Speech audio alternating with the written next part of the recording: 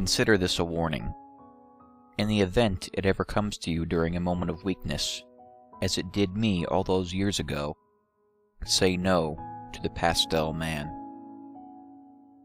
It doesn't matter how much you love the person that it promises to help. Nothing is worth what it wants in return. I tell you this in hopes that you don't make the same mistake I did that cold winter night, kneeling beside my father's writhing body on the living room floor. It was 1997 when I first encountered the creature, and ever since, not a day has gone by where its awful face hasn't haunted my thoughts. I was a teenager then, but I look at the evening as the night my childhood died, corrupted and violated by a callous hell beast with pale blue skin. Even though it happened years ago, I still remember the events of that faithful first encounter vividly. I could tell you what my father and I were wearing, the toppings on the pizza we were eating, even the score of the football game playing on the TV. It was around halftime when my father's speech started to become slurred, which I found odd since he had been nursing the same bottle of beer since kickoff. Stranger even, I'd seen him drink a six-pack to himself in the past without even appearing tipsy, so I was having trouble understanding how a single drink could have such an effect on him. I realized it wasn't the alcohol when half his body went limp and he slid off the couch. I asked him if he was all right, but his words had now become incomprehensible. I grabbed the phone on the coffee table and dialed 911. 911, what's your emergency? I think my dad's having a stroke. The thought had only crossed my mind a second before the operator answered the phone. Okay, we have your address. An ambulance is on its way. It should be there soon. Is he conscious? Yes, he is, but I can't understand him. Nonsensical jumbled sounds were rambling out of my father's mouth. I was afraid. He was all I had. My mother passed away when I was a baby, so I never got the chance to know her, but my dad was always there for me, doing the job of two parents. If I lost him, then I would be alone. That's normal with strokes. It's good that he's awake. And I didn't hear the rest because that's when I dropped the phone. I was having one of those moments where everything faded into the background when my world fell silent. The football game playing on the television, the operator giving me instructions over the phone, even the sound of my father's voice as he wailed in agony on the carpet became white noise, dissolving into the air as I lost all awareness of my surroundings. All of my attention and focus was now on one thing: the horrible abomination that was standing in my kitchen, watching my father and I with a twisted smile across its disgusting face. Its head narrowly missed scraping against our kitchen's 9-foot ceiling as it shifted from side to side, fidgeting with anticipation like a giddy child in class on the last day of school, waiting for that final bell to signal summer vacation. The pastel blue skin that covered its entire body, from the creature's head all the way down to its horrible grimy feet, looked weathered and wrinkled like leather that had been left out in the sun for days.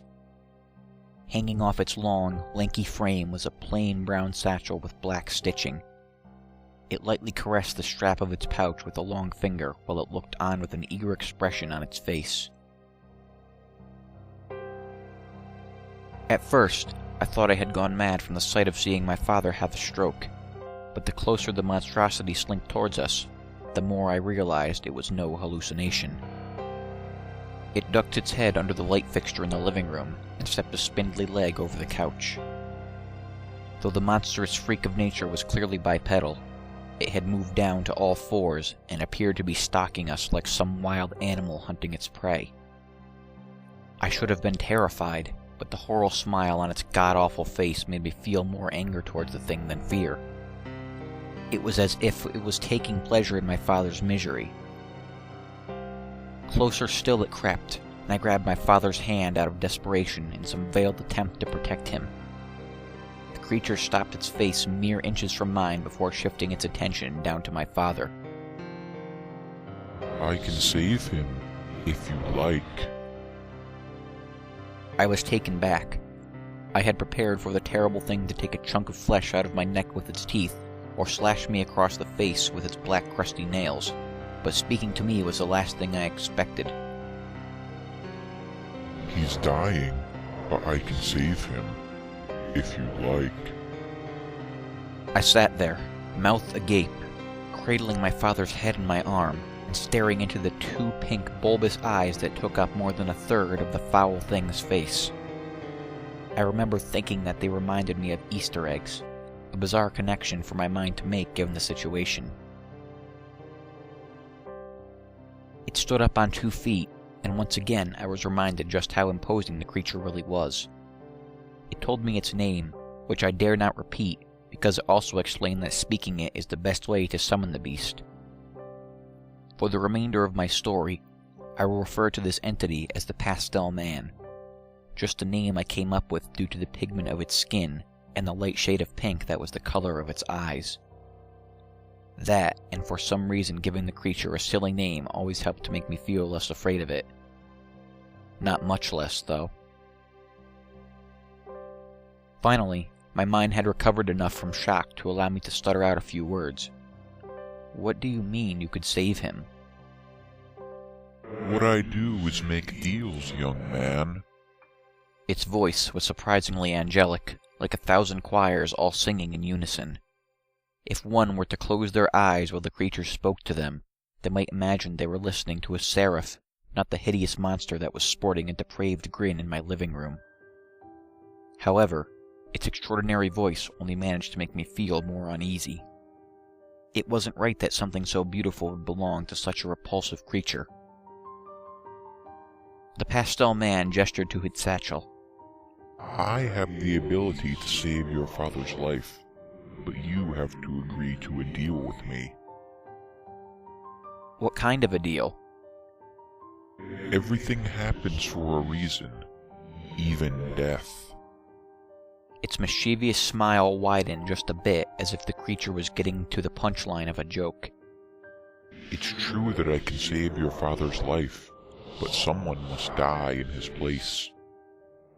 One shall die, so another may live. That's the deal. I clutched my chest. Not you. What would be the point?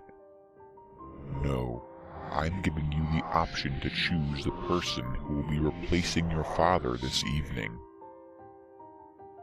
I was stunned by what I was hearing. Are you death? The Pastel Man threw its head back and let out a terrible howl. It was only later that I would come to realize that this was how the wretched thing laughed. No, I'm certainly not the Grim Reaper, although you aren't the first person to ask me that. I'm not the devil either, nor do I work for him. Let's just say I'm an independent contractor, shall we? The 2 tiny holes that lined the center of its face in the absence of a nose flared in satisfaction of his explanation. I can choose anyone? Well, not anyone. That wouldn't be very fun, would it? I could see a row of shark-like teeth hiding in its mouth as it separated its lips to speak. Your father's replacement must be someone else in your life. I'm not a murderer. My voice was tiny. It barely escaped my mouth. I looked back down to my father. He had lost consciousness, and his skin was becoming pale. And I don't think I could kill anyone I know. You don't have to murder anyone, young man. The sly creature was moving into its final pitch. All you have to do is tell me who it is you want dead, and I will do the rest. Surely there must be someone you wouldn't mind out of your life. A teacher? An ex-girlfriend? A rival at school, perhaps? There was. I had fantasized about it many times, but never in my wildest dreams would I have ever acted on it. Everyone has that one person in their life who is toxic, someone who makes getting up in the morning more difficult, and I was certainly no exception. Walter Flanagan, I muttered under my breath. Who? Walter Flanagan. He's the guy at school who gave me this. I lifted my shirt and showed it the handprint-shaped bruise on my chest that Walter had given me during one of his infamous hazing sessions in the locker room earlier that week. He's been shoving me into lockers and beating me up since I was a freshman. The faculty doesn't do anything since he's the best football player in the history of our school. He's a 5-star recruit going to a huge college next year. ESPN even did a piece on him. The Pastel Man began to snicker to itself. It somehow widened its already enormous pink eyes even more, then crouched back down to get face to face with me again. What fun is being a king without serfs to torment, eh? Well, I'm tired of being tormented, so just go and kill him before I change my mind. The Pastel Man shot a massive hand out and wrapped its long fingers around my face. The grin that it was wearing since I first laid eyes on it had now been replaced by a scowl.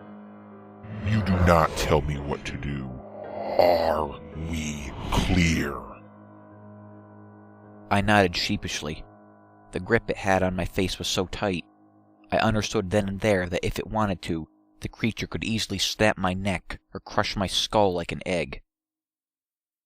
Good, because it's not so simple, young man. There are steps that must be taken. Steps? Yes.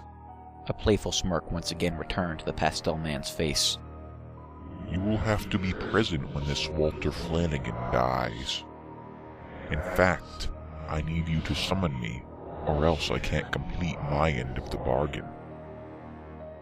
Get the boy alone and speak my name. You must watch him die by sunrise, or else you will be violating the terms of our agreement. So, do we have a deal? I nodded again, and the monster released its hold of my face before snatching my hand. Its giant paws swallowed my palm as we shook to cement the deal. Excellent. With this handshake, our deal is binding, young man. I watched curiously as the Pastel Man reached into its satchel and fumbled around until it found what it was looking for. In between its repugnant fingers, it held a strange-looking insect about the size of a quarter. The bug buzzed its wings in an attempt to flutter away, but could not escape the Pastel Man's grasp.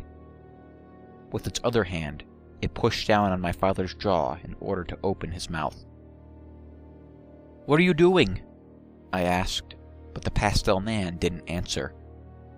It then violently stuffed the insect in my father's mouth, jamming it down his esophagus with its filthy fingers. The Pastel Man rose once more to its feet. There, the deed is done. Your father will recover in full.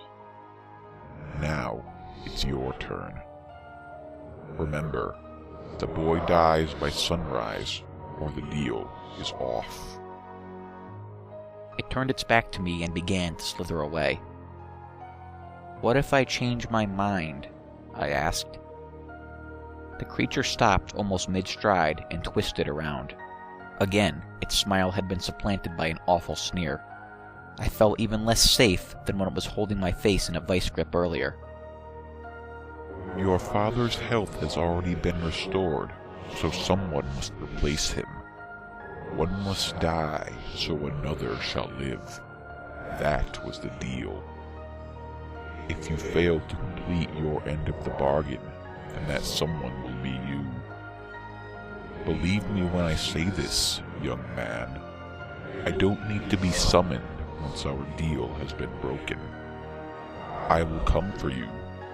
That is a promise.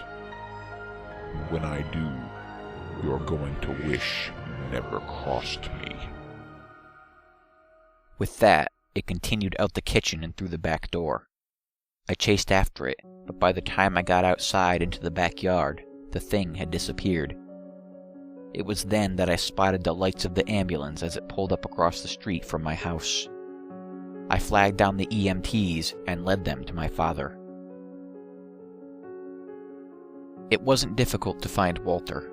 I knew exactly where he was going to be, but I had completely lost track of time while waiting to hear from my father's doctors in the ICU. I had to hurry to Eddie Gillen's house. Eddie's parents were out of town, and he had been talking all week at school about the rager he planned on throwing. There were two things I knew about Walter. Eddie was his best friend, and he never missed a party. It was somewhere around 3:30 a.m. when I pulled my car up to Eddie's. I parked a little ways down the street so I wouldn't be spotted. Because I had gotten held up at the hospital, I feared that I had missed my chance to catch Walter. My concerns were alleviated when I saw his raised pickup truck still parked in the driveway. Another thought crossed my mind. What if Walter had gotten too drunk and passed out? I tried to think of a way to get into Eddie's and get Walter alone long enough for the Pastel Man to do whatever it was he had planned. But luckily for me, it wasn't too long before Walter stumbled out of Eddie's front door and climbed into his truck. I let out a sigh, having just escaped a potentially challenging problem. He pulled out, and I followed behind, staying far enough away so that I wouldn't tip him off. He was drunk. Even from the distance I was tailing him, I could see his truck swerving in and out of its lane. The Pastel Man's otherworldly voice played itself over and over like a heavenly broken record in my mind. You must watch him die by sunrise. I wondered if I even had the courage to summon the creature again. Seeing it once that night was traumatic enough. Could I really handle looking into its horrible face for a second time? And what about Walter? Even though he was a huge ass, he didn't deserve to die, and certainly not at the hands of that thing. It will kill you if you don't let it kill him. Just remember, you're doing this for Dad. I'm not sure if it was the little angel on my shoulder or the little devil that was whispering in my ear. I looked out my driver's side window. A pink ribbon lined the horizon, the very first stages of sunlight making its presence known in the dark evening sky. In a couple hours, morning would arrive, and I would be too late to complete my end of the bargain. I would see the Pastel Man again one way or another. Walter lived up in the foothills outside of town where some of the wealthier people owned homes. I had been there once for a school project, one where I did all the work and he ended up taking the credit. We had come to a part of the road leading towards his house that cut through a wooded area. I knew there would be no houses for a stretch, so I decided that was where I would make my move. I sped up until I was tailgating the truck, then started flashing my brights and honking my horn. I was prepared to rear-end him in order to get him to stop driving, but it didn't even take that to get the job done. He must have been panicking. His truck started to swerve violently across the street before running off-road, sideswiping a tree, and coming to a complete stop. I pulled up behind him, then hesitated for a moment. A glimpse of the creature's grin flashed through my mind, causing me to shudder. I got out of my car, but left the engine running and my headlights on. "Hey, Walter!" I shouted. Walter's door jerked open, and he jumped out of the truck to the ground below. "Sean the shithead?" He was confused, but clearly annoyed. Sean the shithead was the nickname he had affectionately given me on my second week of school. Within a month, he had the entire class calling me by it. "You think that was funny? I'm gonna fuck you up, you little bitch." He stormed towards me with both fists clenched. Again, doubts crossed my mind about whether or not I could pull the trigger. Guilt began to pump through my veins. Walter's life was about to end, and it was going to be because of me. Memories darted through my consciousness. All the after-school beatings I took at the hands of Walter, the Pastel Man's wicked smile, the look on my father's face as he kicked and screamed on the living room floor. Finally, those words, spoken through that unnervingly angelic voice of that terrible monster. One must die, so another shall live. Walter was moving closer. It was now or never. I had to choose whether or not I would summon the beast before the decision was out of my hands. I shouted the Pastel Man's real name out in a burst of emotion aimed directly at the star football player. Walter paused for a moment, looking at me in confusion, then recollected himself and proceeded towards me once again. The Pastel Man was nowhere to be seen. For the second time that evening, I wondered if I had gone insane. Could everything that had happened to me that night have been in my head? What was real? Was my father even sick? Again, I repeated the thing's name in an effort to summon it, but this time it did nothing to hinder Walter's pursuit of me. He violently shoved me against the hood of my car, grabbed hold of my shirt collar and spun me around. Walter raised his fist to hit me. I winced and put my hands up in order to prepare for the impact, but he never struck me. It was only when I opened my eyes that I realized I wasn't crazy. Walter's face was white. His mouth hung open, just as mine had when I first caught sight of the Pastel Man earlier that evening. I turned my head to see that unmistakable, long, lanky body slink out of the shadows and in front of my car's headlights. Its face still wore that warped smile, and I knew just beyond those thin lips was a mouth full of tiny daggers capable of tearing muscle from bone. Neither Walter nor I said a word. I think I might have been almost as terrified as him. My stomach began to feel sick as the Pastel Man stalked even closer. I didn't look at Walter's face. How could I? The boy was about to die at the hands of this horrible monster, and it was my fault. I didn't have to summon it. I didn't have to shake his hand. I'm sorry. I truly was, and I still am. I hadn't taken my eyes off the Pastel Man, but I think it had more to do with not being able to look Walter in the face than fear for my life. Walter said nothing. My car's headlights fell on the creature's face, and now we could both see it clearly. The Pastel Man's large pink eyes seemed to glow bright in the light of the headlamps. Walter let go of me and made a break for his truck, but the hellbeast pounced on him with a surprising amount of speed and agility that I had not yet seen it demonstrate. His screams were met with only apathy from the creature as it dug those filthy black fingernails into Walter's abdomen. I tried to look away, but the Pastel Man made sure I remembered our agreement. You must watch, young man. Don't forget we had a deal. I forced myself to look back at the massacre. The creature's smile had mutated from mischievous to depraved. It looked as if it was deriving some sort of sick sexual pleasure out of the torture it was putting Walter through. Deeper still, it burrowed its long, bony fingers into Walter's stomach. With a jerk, the heinous thing yanked out a hand full of his intestines and dragged them across the ground as it approached me, flaring those holes on its face that filled in for a nose, and clearly pleased with its handiwork. It's over then? I'm not sure if I was asking or begging the creature as the two of us faced each other in the empty street that night. The Pastel Man threw his head back and once again let out that revolting howl. Over? We're just getting started.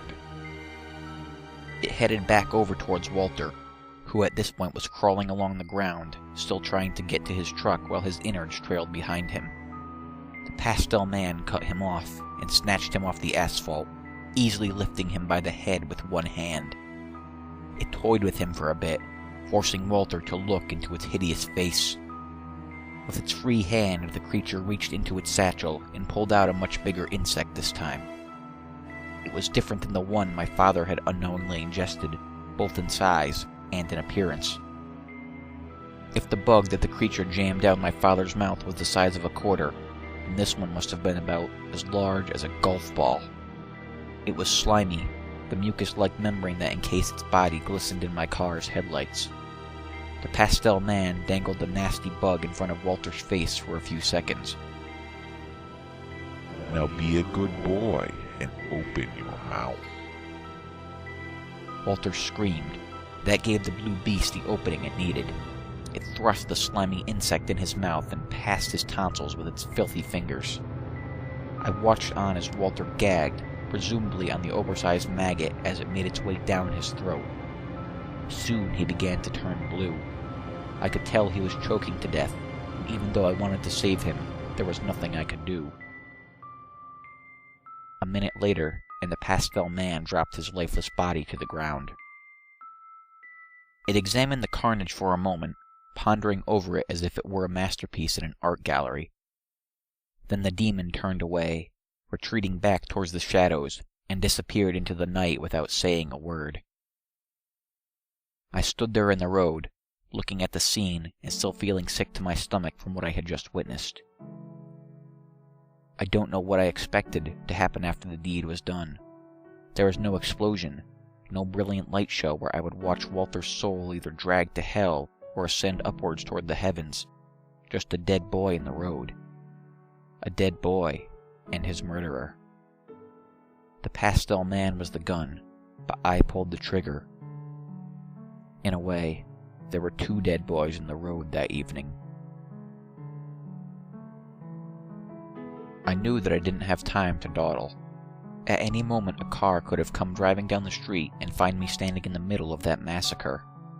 I sprinted back to my car and sped down the street towards town.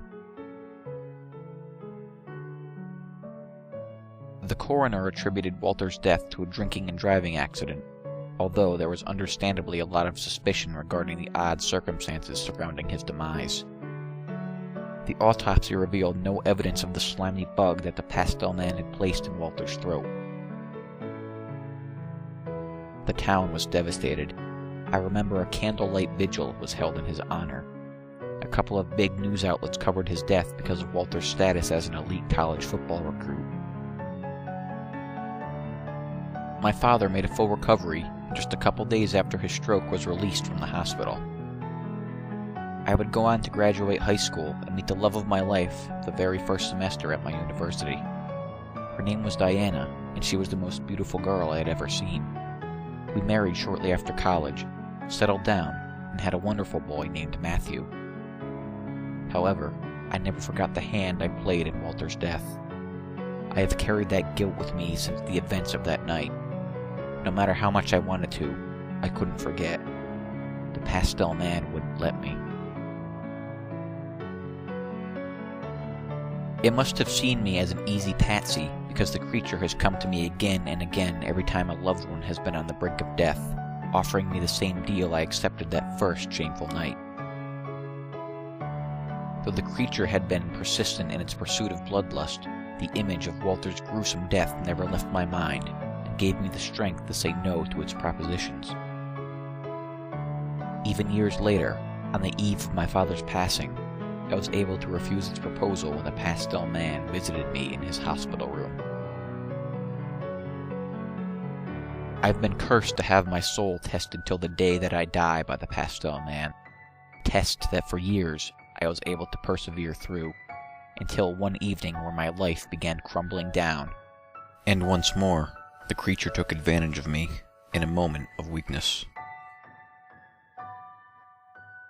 Diana and Matthew were on their way back from the airport after visiting my in-laws. I was swamped at work and had to pull an all-nighter in order to finish a project by its deadline, so my wife hailed a taxi rather than ask me to pick them up. It was around midnight, and I was alone in the office when I got a call from the police department. They told me a drunk driver had collided with their cab on the highway coming back from the airport. My wife and the cabbie were killed on impact, and my son was in critical condition. I sat there at my desk, unable to move or formulate a coherent thought. It was then that I realized I wasn't by myself in the office anymore. Perched atop my boss's desk was the Pastel Man, that abhorrent smile still painted across its nasty, wrinkled face. It didn't need to make an offer. This, I believe the creature already knew. "Can you save them?" I asked. Yes and no. "What do you mean? Just spit it out!" The Pastel Man's smirk disappeared, and I could tell that it was not pleased with the tone of my voice. Memories of the vice grip it had on my face the last time I demanded something from the creature bled into my consciousness. Perhaps it realized I was past the point of threats, because instead of lunging at me as the creature had done in the past, it decided to clarify its cryptic response. I cannot pull someone back from death's clutches, only save them before it gets hold of them. Your wife is dead. Now make your peace with that. Your son's life, on the other hand, can be salvaged. For a price, of course. I racked my mind. I couldn't think of a single person in my life who deserved to die at the hands of that pale blue monstrosity. Even someone as awful as Walter didn't deserve the gruesome fate he received that night due to my poor decision. But my son was all I had now, and he didn't deserve to die either. Not because someone else had made a poor decision that evening and got behind the wheel of a car they were too intoxicated to drive. The Pastel Man's glorious voice filled the room again. I seemed to be hearing it from all directions. The drunk driver that crashed into your family's cab is still alive, and in the very same hospital as your son. Why not him? For the first time that evening, I looked into the large pink eyes of the creature. You said it has to be someone I know. Semantics. It just needs to be someone who has directly impacted your life. The moment he drove his car into your wife and son's taxi, he became a candidate. The Pastel Man flared the tiny holes on its face with glee the way it always did when it was content with itself. Fine, let's do it, I said. I shook its giant hand to make the arrangement official, and with that the Pastel Man gave me the instructions to complete our deal. When I met with the doctors at the hospital, they updated me on the condition of my son. We've done all that we can, but he's a fighter. The doctors feigned optimism, but I could see in their eyes that they didn't expect him to make it through the night. They led me to his room and gave me some time alone with him. The Pastel Man was already there when I entered, smiling down on his broken body. Quickly, I shut the door behind me and nodded to the creature. It reached a gangly arm into its satchel and pulled out the same type of strange-looking insect it had shoved down my father's throat. I opened Matthew's mouth, and with 2 grubby fingers the creature crammed the bug deep into his oral cavity. He will make a full recovery. Now, it's your turn. The Pastel Man waltzed behind the hospital curtain in my son's room. I knew I didn't have to check to see if it had disappeared. If it were to make another appearance at the hospital that evening, then it would be because I spoke its name. When I agreed to the bargain at my office, the Pastel Man had told me what room the driver was being kept in. His injuries were far less severe than Matthew's, so he was in a different wing of the facility. I could feel my heart pounding as I made my way towards his room.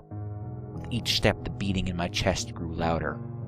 Already, that same feeling of guilt I had felt when I looked down at Walter's corpse lying in the middle of the road washed over me.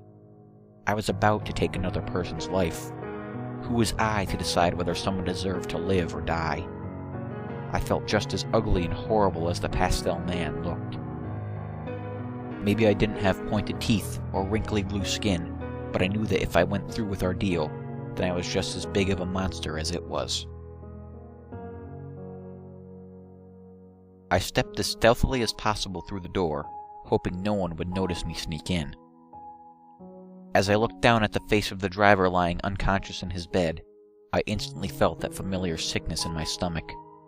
He was a boy, no older than Walter the night the Pastel Man and myself unfairly snuffed out his life before it truly had a chance to shine.